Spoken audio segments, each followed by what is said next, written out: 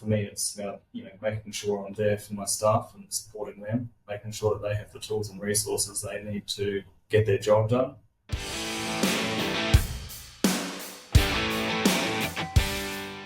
Hi everyone, Rob Kropp here, and welcome back to another episode of The Trade Den. Good to have you back, Dan. How are you? Always good to be back. Very well, thank you. Very, very excited for today's guest feature that we're going to be doing. Yeah, we love these episodes, don't we? It is. It's a lot of fun. It's a sort of a trip down memory lane in many respects. Some of the highlights and what we discuss with clients that have been through. It's always great to learn about that. And in this one, I'm really excited to hear what's been happening since, because it's a little bit different. Yeah, absolutely. Should we give Simon Parker from Parker Precision a big warm welcome to the episode? Welcome, Simon. Thanks, guys, for having me. Really excited to be here and have a bit of a chat with you today about leadership and anything else that you want to talk about. Very happy to be here. Welcome aboard, mate. I feel like we should have crowd noise, Rob, in the background. Yeah, we're stoked to be able to bring you to today's episode, mate. It's been quite the journey, and we've absolutely loved being part of it and see you grow and expand and achieve some amazing things. So, yeah, really looking forward to unpacking that and going on that journey. So, Dan, where do you want to start? I think we start off where we always do, which is a little bit of the roll call. So, Simon, why don't you kick us off with who you are, what do you do, where do you do it? I'm Simon Parker, the managing director at Parker Precision. It's a company I've been in business for 12 years now, based in Brisbane, and we do commercial carpentry, drywall plastering, and also roofing now as well. Brilliant. Do you want to give a little bit of a hint about the size of the team? Yeah, so there's all up at the company, there's around 80 staff. There's about 14 or 15 in the office, and all the rest of our staff are based out in the field, supervisors, tradesmen, apprentices, and that sort of thing, all site-based. Brilliant. Awesome. I love it.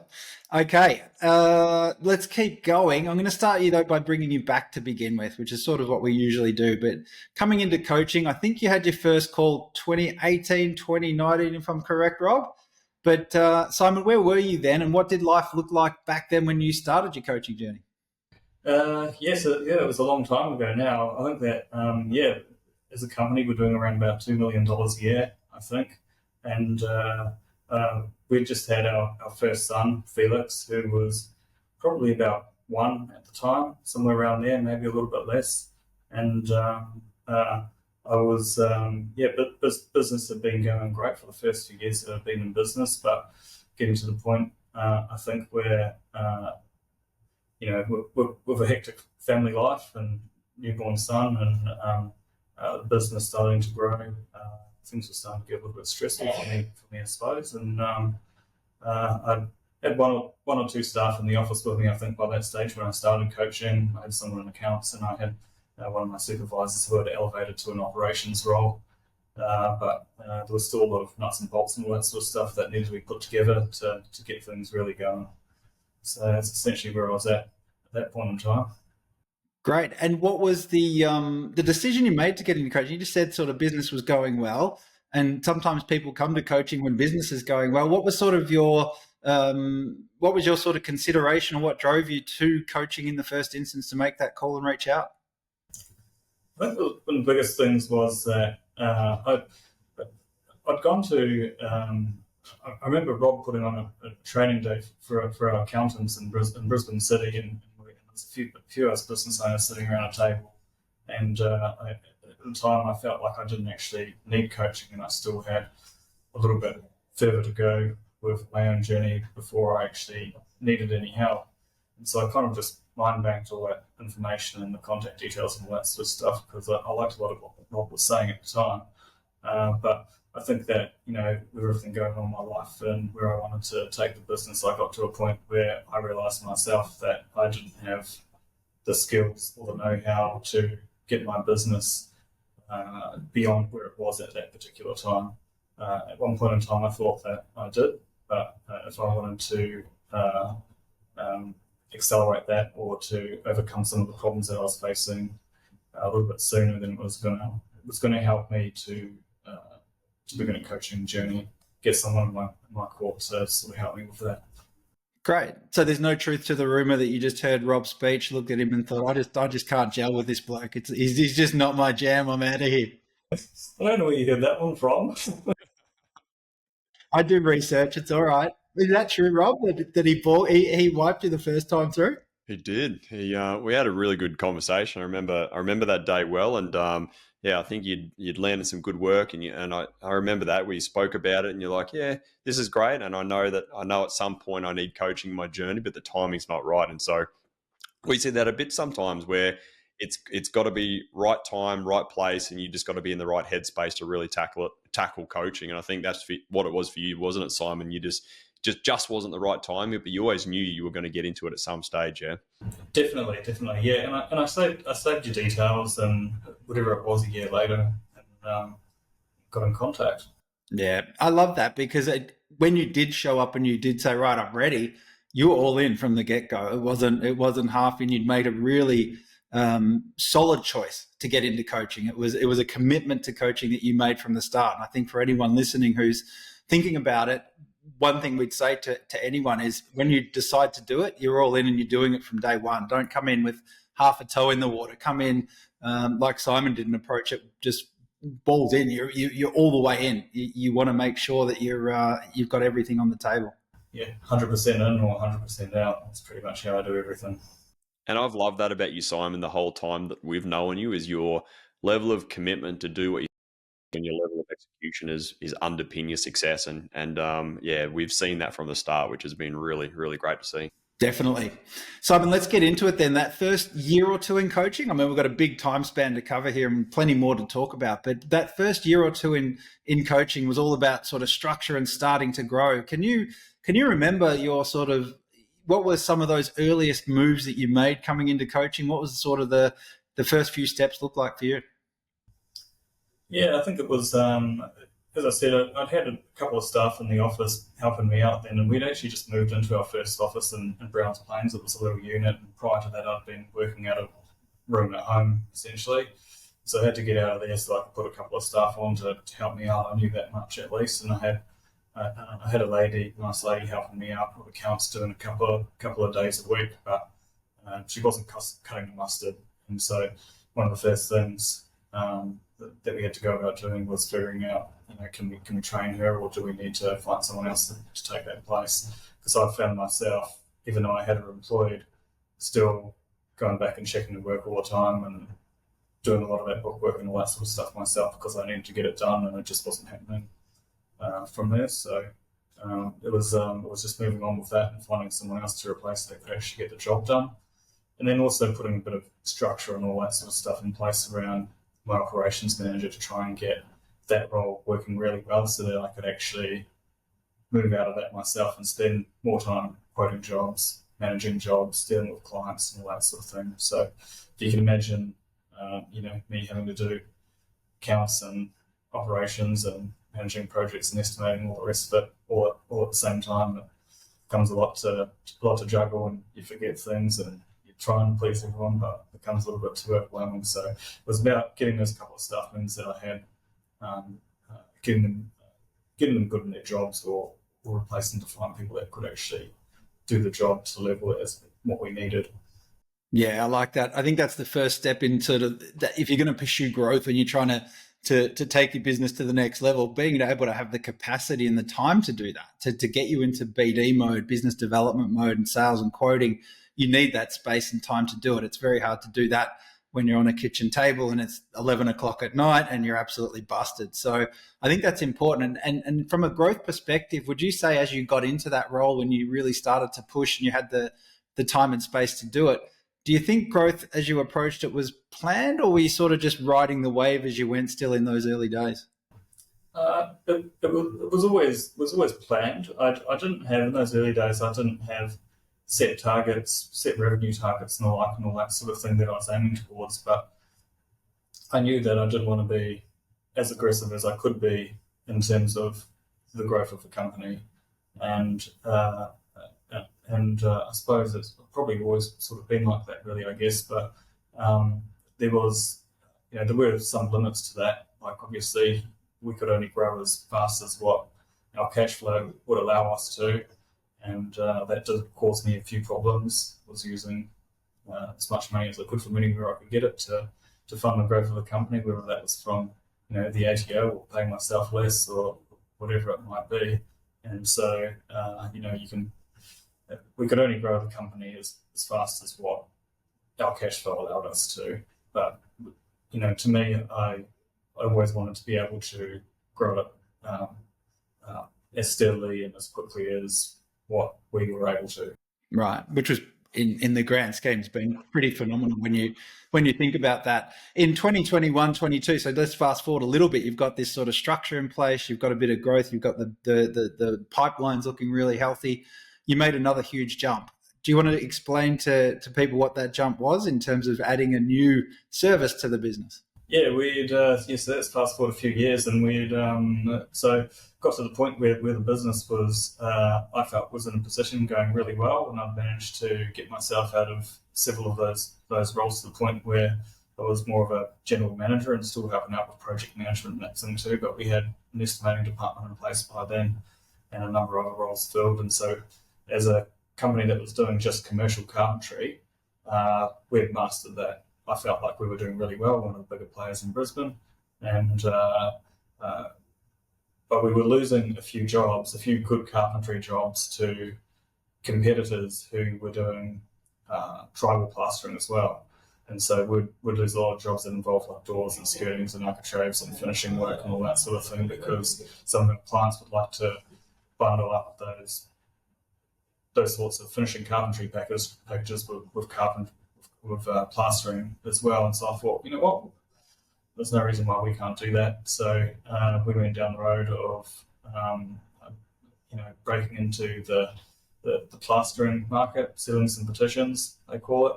And so it took a little while to get that established. It took probably about a year to really get ourselves around that and all the technicalities and what the pricing was like and all the rest of it.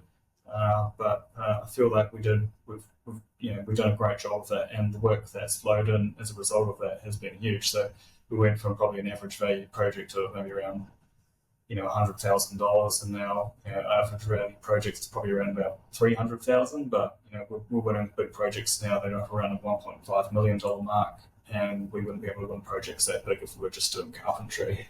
And so the advantage of using us now to our clients is that we know carpentry really well, and we can do roof trusses and structural carpentry and finishing carpentry and all that sort of stuff, but we also offer plastering as well.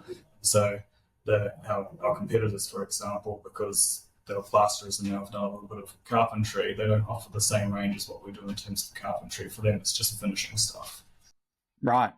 And in making that move, what was sort of the challenge of that? Like you go into this, it's going to take a year. You didn't know that at the time. I'm sure it was like, all right, I think it's going to take a while. But the role of patience in doing that for someone who's listening, thinking, I need to grow my business. How important was patience for you in those days, and how did you cope with that? Yeah, I don't cope very well with patience, to be honest. But I know that you do have to be patient, and good things and good results take time.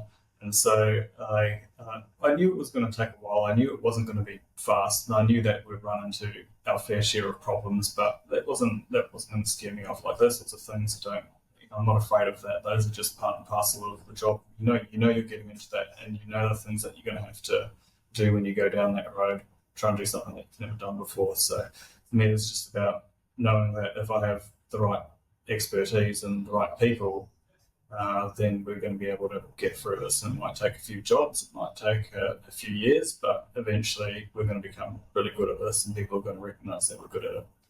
Yeah, I'm going to bring you in here, Rob. I think that idea that when you do this and you start to add new things to your business, the investment always precedes the windfall, the positives that come as a result of that. You've always got to make that initial investment, and that's an outlay, and that requires patience. You said there, Simon, you had to bring in the right people and the right expertise. This is a testament to your leadership to be able to move into this space, because plastering wasn't an expertise of yours, was it? And you really had to bring that capability into the business. So talk us through that part of the process where you had to really rely on people and their skills and their experience to price the work and deliver the work. Talk us through that whole a part of the leadership journey of that where you had to overcome your fear of bringing people in who were potentially better than you and smarter than you in that area? But how did you go managing that whole process, bringing them in? Yeah, so I knew that we didn't have the technical expertise for that ourselves being shippies. We had some of it, and eventually, if we didn't bring in any extra expertise, eventually we would have gotten there, but it would have taken 2 or 3 times as long to get there. And probably losing a bit of money here and there and that sort of thing too. But if we wanted to do it well and impress our clients and to do it well quickly, then we needed to have the right people in place that knew what they were doing. So it was about reaching out and trying to find the right supervisors that run these types of jobs before, so that our clients knew that we had the right supervisors and right project managers in place, so that we could deliver these jobs, so that they felt comfortable, issuing us a $500,000 contract when they knew that we hadn't done this type of work before. And so, we had to, I interviewed quite a few supervisors, project managers. There was some that were a little bit skeptical, that didn't want to work for us initially, and then a few years go by, and then I've some of those ones that I interviewed early on that didn't want to work for us, but we've employed them now a few years later, and they've realised that we actually have been able to do it, and now they work for us. So don't just because someone says no, you don't walk away from it. You can try and find someone else. And so we ended up with a great project manager that had been managing plastering projects for some of the tier 1 contractors, and all the ins and outs of seismic design and suppliers and contractors and all the rest of it. So it really did shortcut the process for us, and it allowed us to just to get on with it and do a great job, essentially.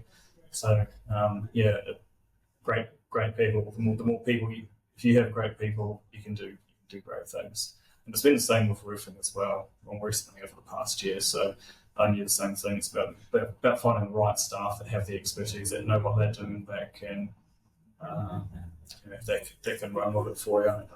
I really like that, because what it tells me, and what it shows in your style of leadership, is you've had the ability to have the vision in terms of where you want to go, the market you want to chase, the space that you want to tackle, who you want Parker Precision to be in the marketplace, and the type of work that you do, but you didn't have all the answers. And as a testament to your leadership, to be able to accept and acknowledge that you didn't have the answers, and instead of trying to battle your way through it over a 2 or 3 or 4 year period, you were able to do it in 1 year, because you gave your customers the confidence that you brought in the right people at the right time, the right level of expertise, and you empowered them to really to drive this arm of the business forward. Obviously, you as the MD of the business had the vision, but you didn't necessarily have all the answers, did you?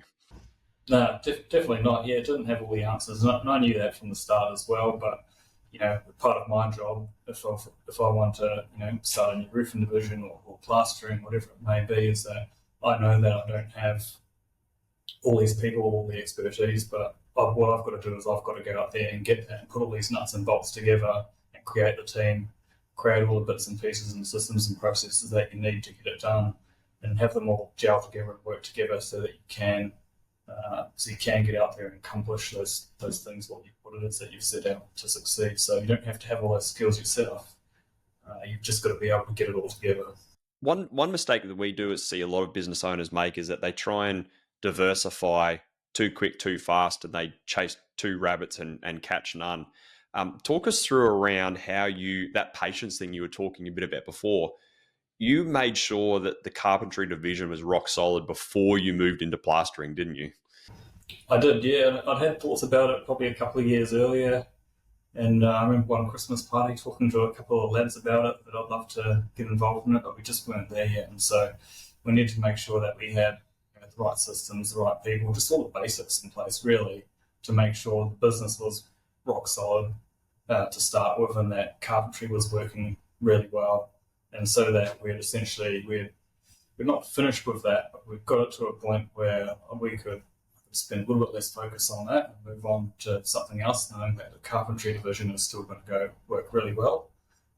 So that I could devote more of my time to working on something fresh. So it was making sure that was finished, not so much finished, but to a point where I could focus my attention somewhere else. Excellent. I think that bears out in the results, right? And we'll sort of let's just summarize this. I mean, guys that flounder, like you said, Rob, the guys that get distracted and they end up just chasing their tail most of the time and not really getting anywhere. Their results don't go anywhere, and it reflects. They're just busier and they're doing more stuff. I think with Simon, the results bear that out. I mean, you look at the turnover figures and what the jumps were, and I'm sure you can probably remember those, but you're going from 2020, you're at about 3.6, 2021, you're up to 4. The growth's steady, it's consistent, it's good, solid growth based on not just one headline department, but everything operating the way it needs to, and slow, steady jumps. You get to 2022, you're up to 8. I mean, this growth curve's pretty impressive, but it's got to come from across the board. It wasn't like you just forgot one and just jumped onto the next fad. Yeah, if you actually look at those results over the years, you'll be able to see that, after every growth year, there's a consolidation year. And so you just mentioned that we went from 3.6 million to 4 million. We only piled on an extra 400 grand of revenue that year. We were consolidating. That's where we were at. Excellent. Really good. Some really good lessons on growth, I think, just from that part of the journey. I want to go back, though, and now recap with that and sort of talk through in terms of the headline, the growth, the numbers. It's easy to get fixed on that. But I think for you, the work that was done for you to become the leader that was capable of running a business like that, having the 3 divisions, leading that sort of way that you have, and being able to have the patience, the ability to consolidate. For me, I think that's really the story. And this is where I want to hang out now, if it's okay with you, Rob.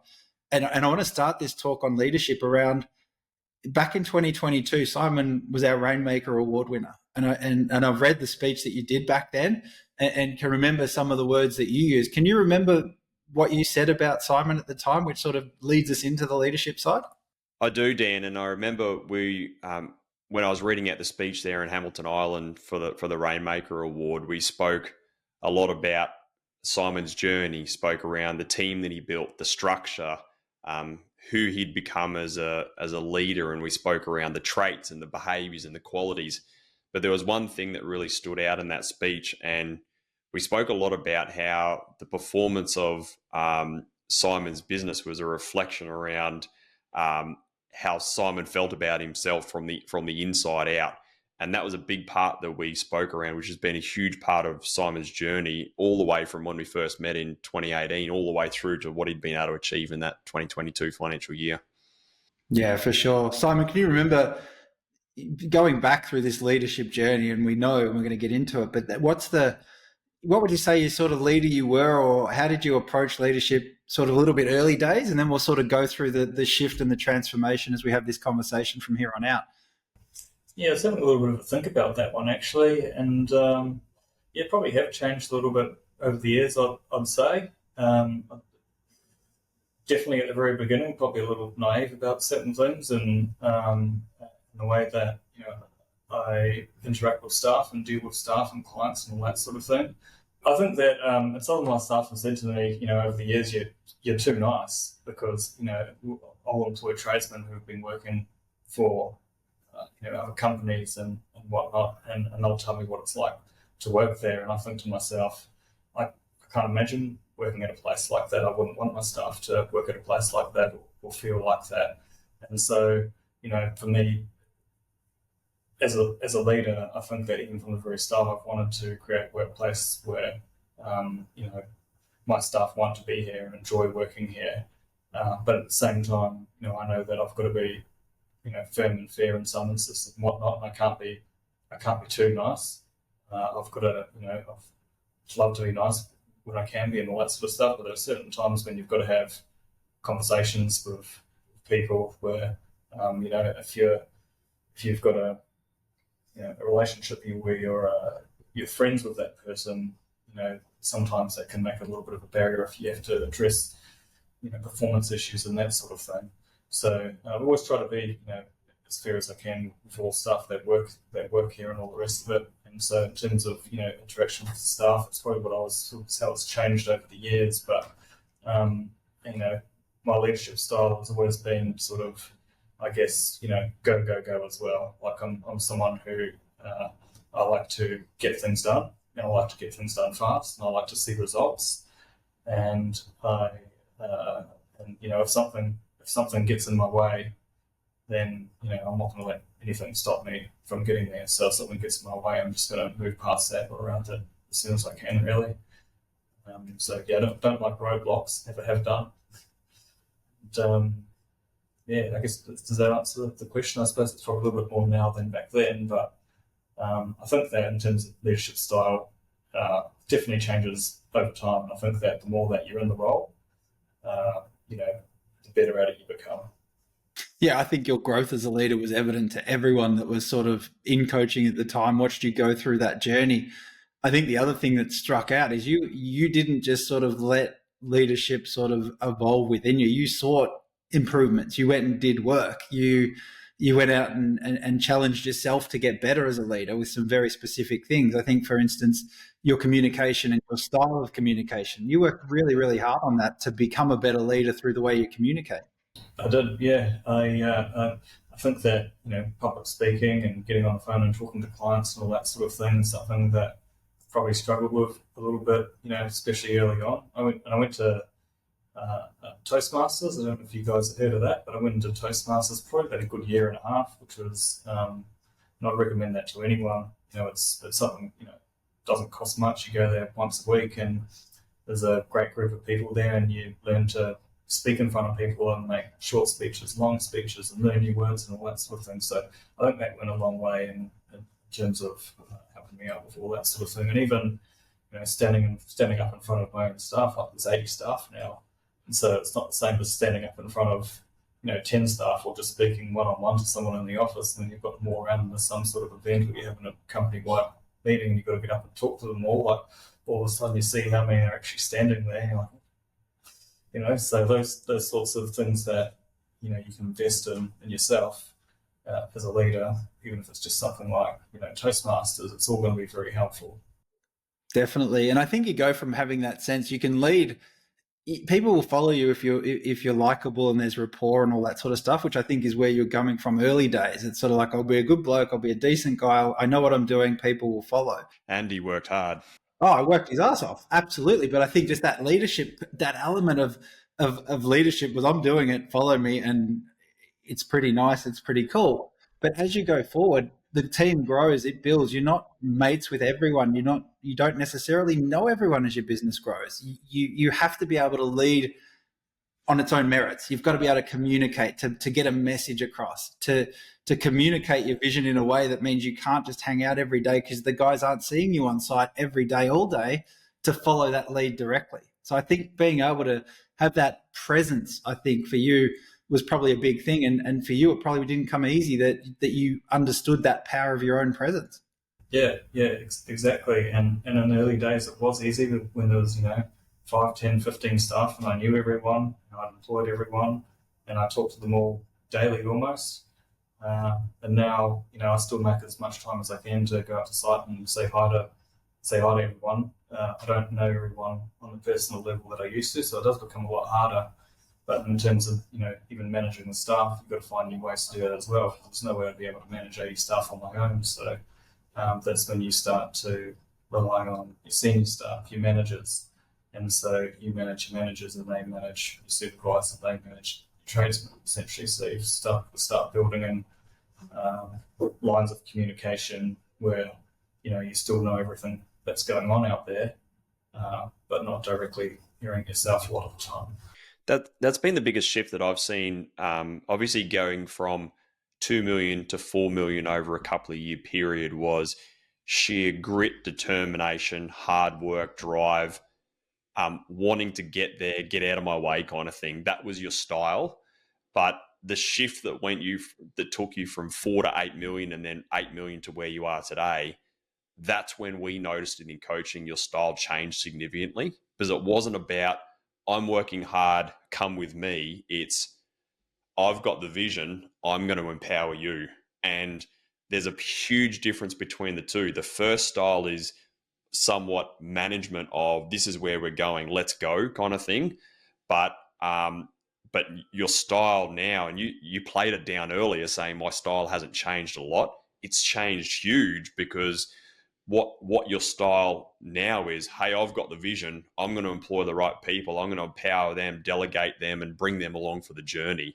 And and for Simon, that's that's what enabled you to turn the corner and scale rapidly, wasn't it? Yeah, definitely, for sure. I think that once you demonstrate that you can do that to people, then more people will follow as well. Definitely, the ripples start to get deeper and they carry out further, which is what you need. You're very humble, and I think you hit the nail on the head, Rob, in terms of Simon playing down the work and the leadership and the development. So we sort of half anticipated this, Simon. So what I want to do here is just, I'm going to start throwing some questions at you on leadership, and I want just your honest thoughts in terms of how you'd respond to it, what your thoughts are on this. Because having spoken to you over time, there's so much experience and the clues that this is going to leave for people listening are going to be huge. So let's just start with this and sort of go through these questions and just sort of run through them with us. So the first one I wanted to ask you is, how honest are you with yourself in your own assessment of your own performance? Probably not as honest as I need to be, as I should be. I think that,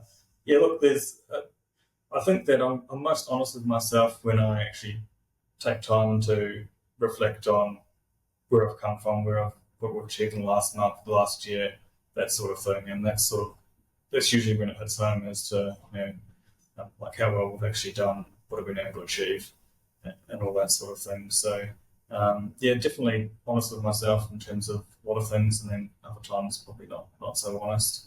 How important do you think it is for leaders to reflect and have moments just for pure reflection rather than go all the time? Yeah, really important. Otherwise, I think the tendency is that if you just go all the time, you don't actually know how far you've come. You can't see what you've achieved. You couldn't see about what you're thinking about right now. So if you can take a little bit of time, take stock, and write some things down, and do a few exercises to just think about what you've actually managed to achieve in the last year, the last quarter, and all of a sudden, as you start writing, you realise how much you've actually achieved, and that list can go pretty deep. That list can go long, and all of a sudden you look at it and you're like, oh wow, I did achieve a lot. This is how much I got done. This is awesome.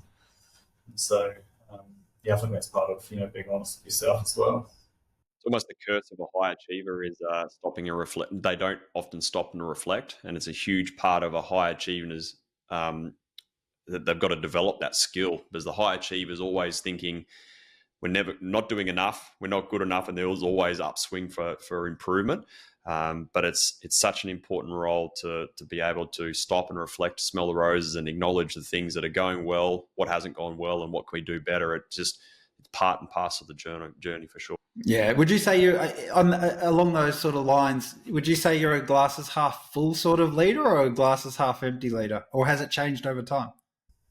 Yeah, I was thinking about this question actually, and I thought that I would be half full, but I had a conversation with my wife, and she said, "Oh, I think you're definitely half empty sort of person." So I think that I'm a realist really at heart. I think there's parts of me inside where I'm definitely a bit of an optimist, but I'm a realist too, and leaders always want to fix things, I suppose, and so you're always looking at things that aren't going well sometimes because you want to be able to improve them and do better. Yeah, I think being a realist is good. I think what it does though, you can either be a realist and then land on that, if you like, the half empty side, and things are not going well, and that just becomes a statement, or you can be a realist and see what's working well, what's not, and then there's a gap for room for improvement. So along those lines, I think that's more like you. What would you say are some of the things where you still see there's room for improvement in your own leadership? I think for me, it's definitely accountability. I think with in terms of some of my own stuff, I think that sometimes I have a tendency to let things go because I feel like it's going to make my own job easier.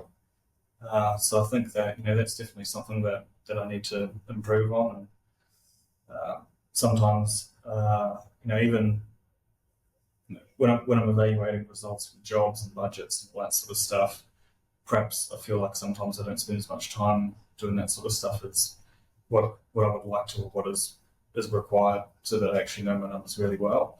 So there's I think there's always things, and no one's perfect, and everyone's got different skill sets and that sort of thing as to what they're good at. But there's, I think, with myself, I'm always constantly aware of where I feel I need to make improvements, and I know I can't do everything at once, so I just set myself small goals to just improve on one thing at a time. I think, and that's what it's all about. So you try and fix it all at once, you're just never going to get there. Excellent. What would you say for Parker Precision? If I was going to say to you, what values or standards you leading Parker Precision, what would be let's go with the top 3 that you see as being absolutely critical and you try and bring into your leadership every day? Top 3 values at Parker Precision. I would say honesty, being honest. Communication is a big one. If that was a value, it's always being in communication constantly with everyone, including whether it's other staff members, clients, and all that sort of thing. As soon as you lose communication, then no one knows anything. Everyone's got to know what's going on, right? Being helpful is a big one. I believe in always being helpful to people. So whether it's me and I can help someone out, whether it's a staff member on site and there's another trade there, and they might just want to borrow your ladder, or they might want a hand to hold something. If you think that if you can help someone, if you see someone that needs help, then help them out. Then someone's going to return the favour to you. So don't need to say don't say no to someone when you see them need someone in need. Just give them a helping hand. So that's a big one for me. I'd love to jump in on that helpful one. I love it. I just want to hear you relate to that in terms of leadership. How do you think being helpful as a mantra, a value, or a standard, how do you think that plays into leadership? You can be helpful with anyone. Like if it's if you've got one of your supervisors, tradesman or manager that's come to you, or maybe you've gone to them and there's been something that's going on. Maybe they're not able to do their job as well as what you expect. It's not just about saying, you need to do a better job. It's having a bit of a chat to them about it and finding out what's actually going on, what's at the root of the problem, what can I help you with? Is there anything that I can help you with at the moment? And that's always something that I say to my staff whenever I'm catching up to any of them, whether it's at the end of the conversation, usually I'll say, is there anything I can help you with at the moment? Because you never know whether someone's just waiting for you to ask them that, and there might be something that, you can help them out with. I've got a couple of spare vehicles laying around here at the office, for example. I've had the opportunity to offer those to a couple of staff from time to time when they've been having vehicle problems, because I've known that it's something that's been going on. So once again, it's just about being helpful, helping someone out. If they've got something that's small that's going on in their world, if you can help them out with that, then that's going to translate into better performance. They're going to want to be there at work, working for you. They're going to want to work for you. They're going to come to work happy. So, you never know where that's going to go. I love that. My take on that is I've got a pretty strong one on helpful as well. I think what you're doing also is breeding a culture where it's okay to put your hand up and ask for help. If help's sort of constant, it's there. They know it's coming. You're looking for opportunities to help. The ability to have people put their hand up and ask for it is huge from a team and a cultural development sort of perspective, because in current workplaces, there's not a lot of places where it's okay to ask for help. It's almost frowned upon. You should know what you're doing. Why don't you know this sort of stuff? So I think that's a really powerful one that you hit on there, being helpful as part of leadership. Yeah, definitely, for sure. I think that, if someone feels okay to ask for help, then they're going to ask for help no matter what it is. And that's what you want, because you want them to improve. You want them to be able to do their job well. What it also tells me as a leader that being a great leader is the ability to balance empathy and accountability well. And you said before that accountability is something that you feel like you need to improve on. In saying that, I still feel like you hold people to account. Even the word precision in Parker Precision is you are on point. You like things to be perfect. High standards of quality and workmanship in everything that you do across the board.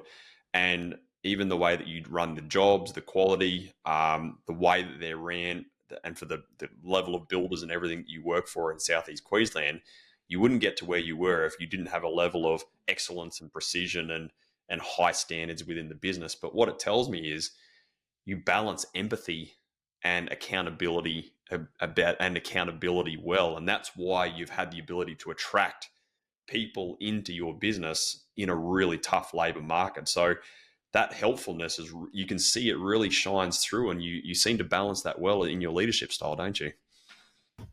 Yeah, I think so. Yeah, and looking back, it's definitely why we have a lot of staff that work, and we've got a lot of long-term staff as well that have worked here for years. Like we've got one of our senior project managers does his apprenticeship here, and if you're helpful and you look after people, then they're going to stick around.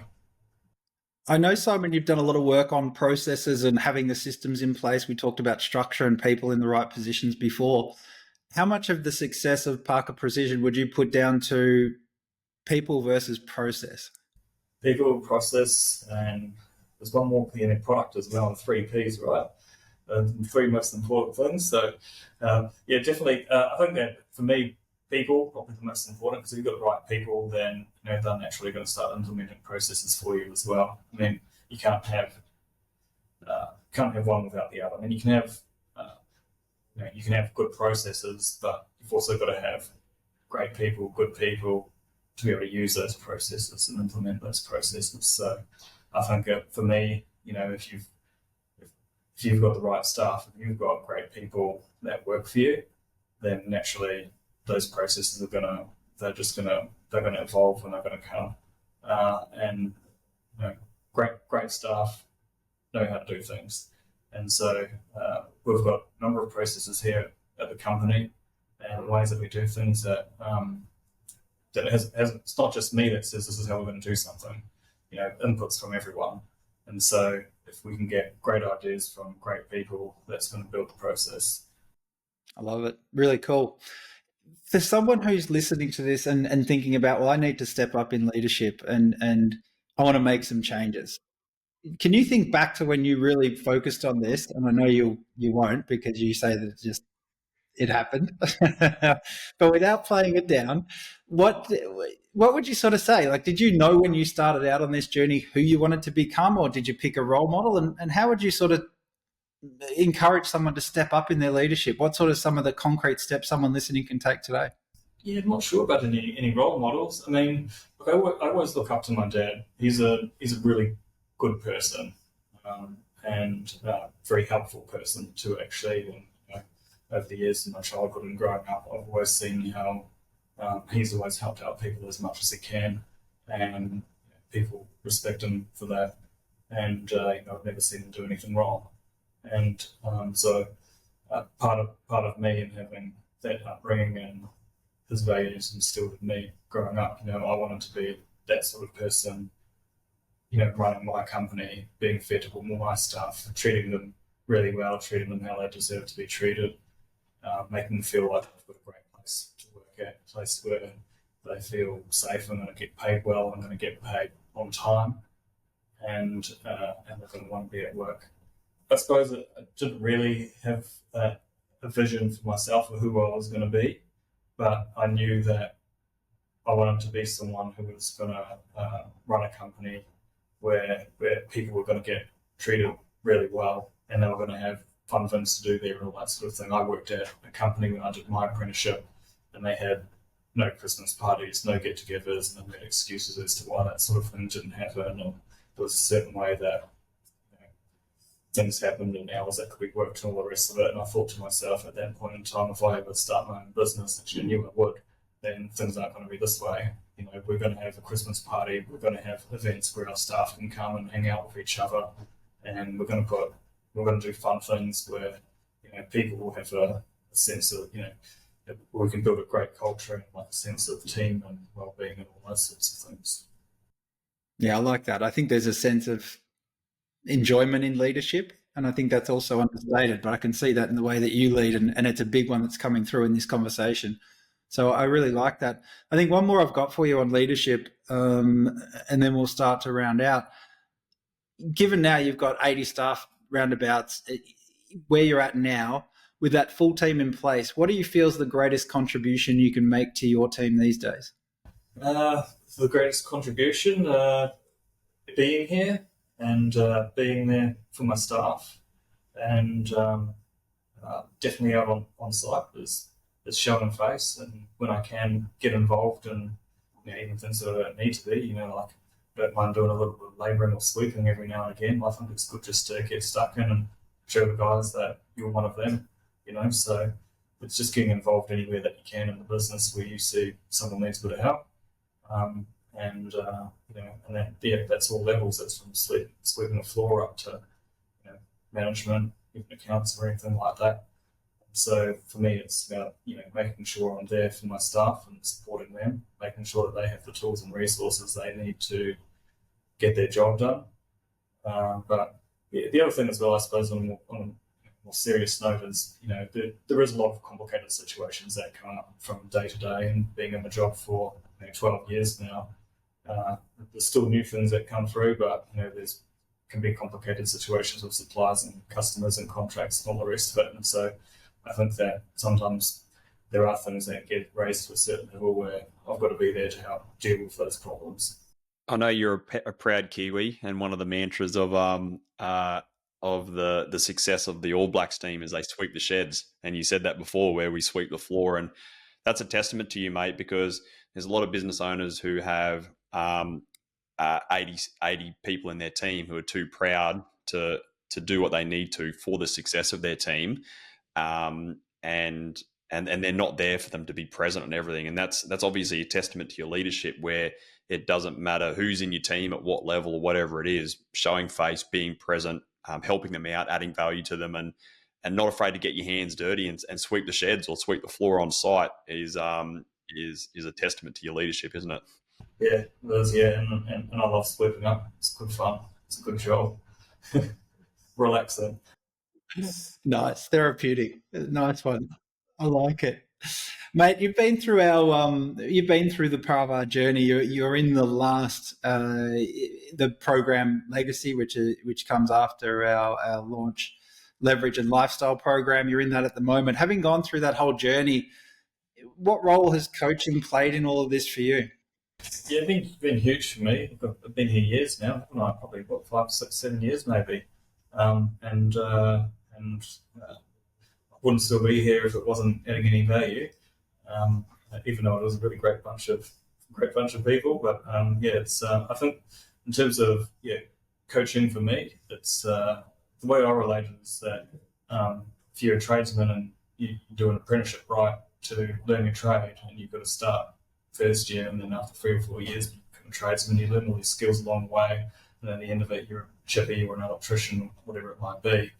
Well, business is a whole new set of skills again, and you're not born with these skills. You have to learn them as time goes on, and running a business is almost like an apprenticeship, I feel, anyway. And so you can do 3 or 4 years in coaching and then the skills to run a business and become a leader and manage cash and all the rest of it. Then that's the same as doing an apprenticeship. To become a carpenter, I see it as you're almost doing an apprenticeship to learn how to run your business and gain those skills.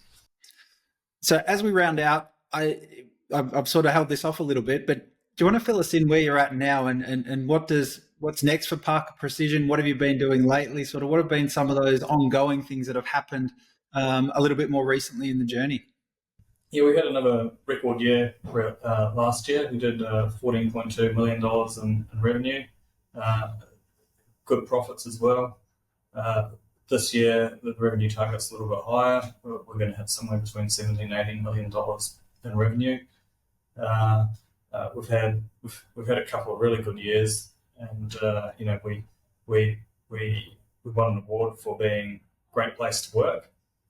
Where all our staff had to fill out surveys and all that sort of thing and rate us on a whole bunch of criteria. And then from that, we went into a national pooling where we were nominated as the 25th best workplace in Australia for our size, which is a huge achievement for us and just shows us, what a great company it is to work at. My staff enjoy working here, while we have such great staff.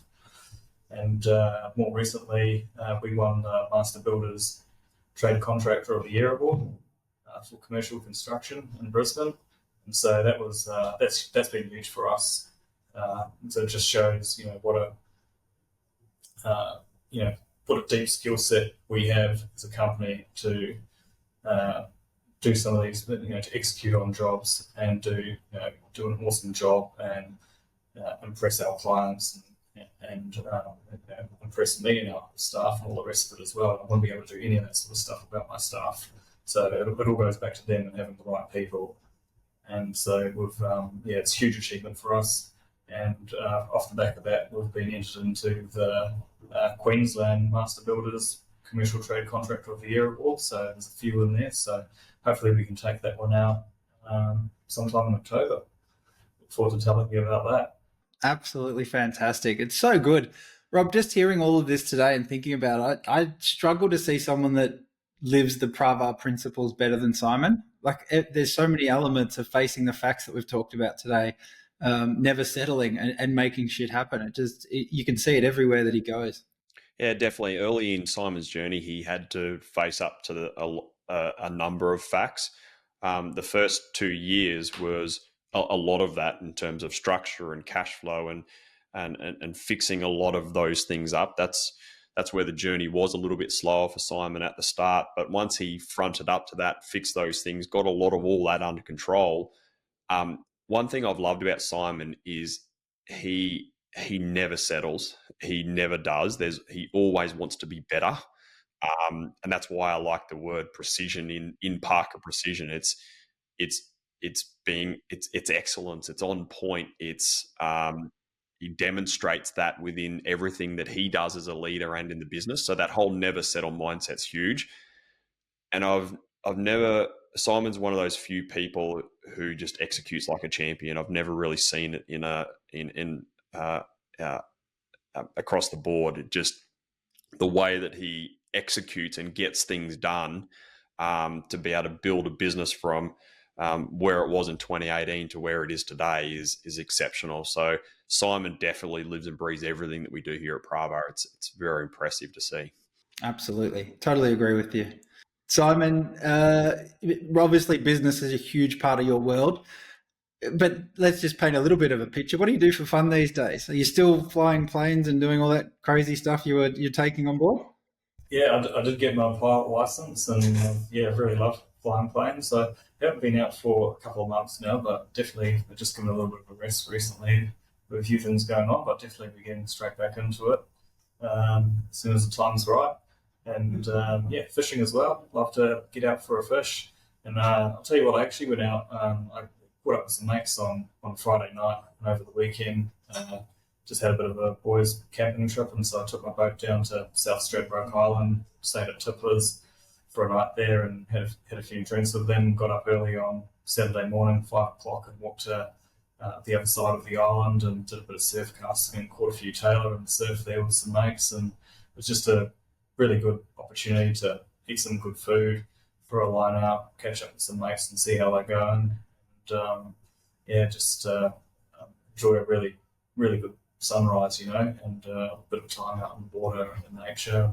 Love that sort of thing. It's just a good opportunity to unwind, relax, and sort of take stock of where you're at, really. So, love all that sort of thing. And then to back that up, I came back on Saturday afternoon and Sunday morning, went out with my son Ashton and did a little bit more fishing, just the local spot near ours, and we caught a few bream. And could have been there for a few hours. I was starting to get a bit tired and couldn't drag him away from the place. He just wanted to keep on going. So, those sorts of things. Love doing that. It's good fun. Excellent. I love it. And we can add sweeping to your list of things you do for fun now. We know that too. So Yeah, that's it as well. And driving too. Actually, I love going for a bit of a drive during the day. I find it very hard to just sit here and think about things. So if I need to get some thinking done about a certain situation or something that's going on, best thing for me is just to go out for a drive, because I can actually drive and start thinking about things. So for me, coming to solutions with particular issues or problems that I might be having at work or what have you, I think getting in the car and going for a drive, or sitting in the boat and going for a boat, are just moments where I can actually just sort of think about what's going on and come to sort of solutions up here about how we're going to work through it. Yeah, it's important. It helps you show up as an even better leader when you've got that clarity of mind and you've got that that fact that you've taken care of yourself a bit and had a little bit of fun, which is awesome. We love that. Rob, I think we're almost there, mate. What do you think? We have. Thanks very much, Simon. It's been a real pleasure. We could talk for days in terms of the highs and lows and everything you've done in business. And on behalf of us, mate, you've done an incredible job over the time that we've known you. It's great to see you're still an awesome client of ours in the legacy program. And the journey's really still going. You're still going from strength to strength to strength, which is it's impressive, mate. What you've been able to achieve in the time that we've known you has been. It's just excellence. It's second to none. So we're really proud of you, mate. And thanks so much for coming on board today. And for you listening, it's just grab one of those golden nuggets that Simon's spoken around what he does for his team, how he shows up as a leader, his communication, the journey that he's gone on to develop that. He wasn't born with it; he's developed it, and he's been on a big, steep journey to go from where he was to running a team of 80. You can't run a team of 80 if you're not an impressive leader. So hopefully you've got a lot of value from it. Simon, thanks very much for coming on today. We're really grateful. Thanks for having me. Really appreciate it. Love being here. Yeah, good stuff. That's it, Dan. It's been awesome, hasn't it? It is. Loved it. If you've loved this, please remember to give us a like, or wherever you've consumed this, give us a star, a thumbs up. I can't even keep up today with all the different platforms, but if you've liked it, please subscribe. Please reach out to us. And as always, if you want more amazing case studies and to become a little bit of part of our community, join us on the Trade Den on Facebook. Thanks, Simon. Cheers. Thank you.